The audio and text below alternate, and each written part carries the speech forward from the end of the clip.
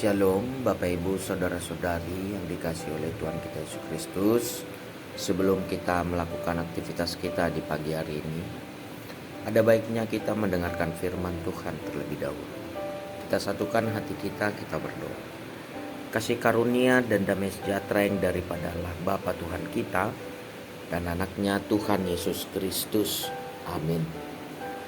Nats renungan di pagi hari ini Rabu tanggal 29 Januari 2025 tertulis di dalam Mika 7 ayat 18. Demikian dikatakan, siapakah Allah seperti engkau yang mengampuni dosa dan yang memaafkan pelanggaran dari sisa-sisa miliknya sendiri, yang tidak bertahan dalam murkanya untuk seterusnya, melainkan berkenan kepada kasih setia.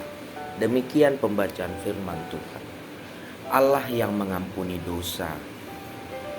Mengampuni suatu kata yang pendek, namun memiliki waktu yang panjang untuk merealisasikannya. Lebih mudah menyakiti daripada mengampuni. Kita lebih sering melakukan tindakan yang menyakiti hati manusia, dan tentu juga Tuhan sendiri, dibandingkan tindakan mengampuni.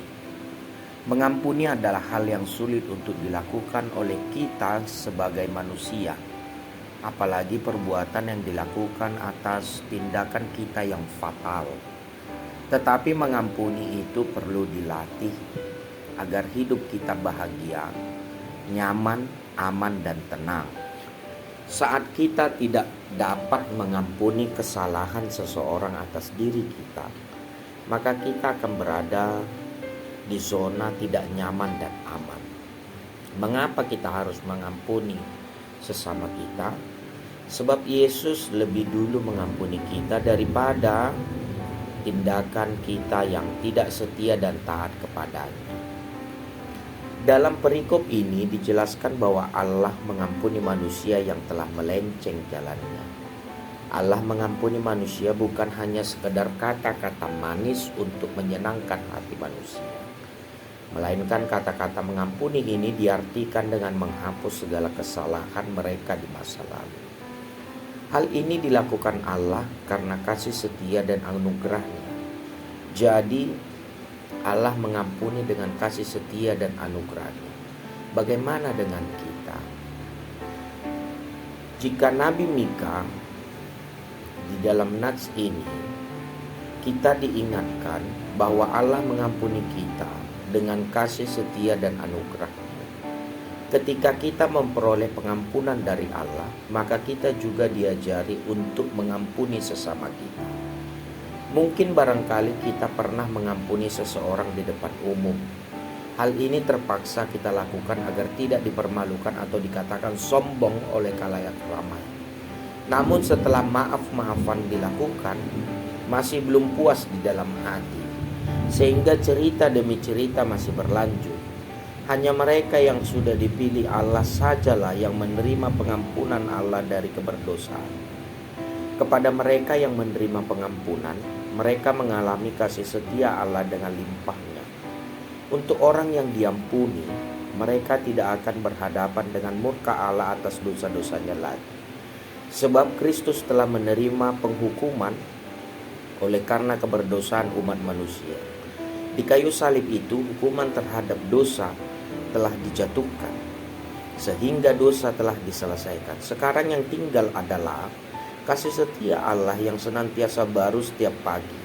Karena itu berikanlah pengampunan bagi sesama kita yang menyakiti hati kita, sama seperti Allah yang mengampuni dosa kita, hanya karena anugerah-Nya bagi kita. Amin. Kita berdoa. Terima kasih Tuhan buat firman-Mu di pagi hari ini. Boleh menguatkan kami agar kami saling mengampuni satu sama lain, agar kami tidak mengingat kembali kesalahan-kesalahan yang pernah dilakukan oleh orang-orang di sekitar kami, agar kehidupan kami bisa tenang, nyaman, tentram, dan aman, penuh damai sejahtera yang daripada Engkau. Karena Engkau telah lebih dulu mengampuni, dan itu pembelajaran yang sangat besar yang Engkau berikan kepada kami. Terima kasih Tuhan buat firman-Mu ini, dan ajarilah kami di dalam kehidupan ini supaya bisa saling mengampuni satu sama lain. Terima kasih, kami sampaikan semua hidup kami ke dalam tangan Tuhan. Biarlah Tuhan yang menyertai, serta Tuhanlah yang mengaturkan segala kehidupan kami, agar hidup kami di satu hari ini penuh sukacita dan penuh damai sejahtera. Dan aturkan hidup kami sesuai dengan kehendak Tuhan. Tambahkan iman percaya kami kepadamu. Di dalam Kristus Yesus kami telah berdoa dan mengucap syukur. Anugerah Tuhan kita Yesus Kristus, kasih setialah Bapa, dan persekutuan Roh Kudus yang menyertai kamu sekalian. Amin.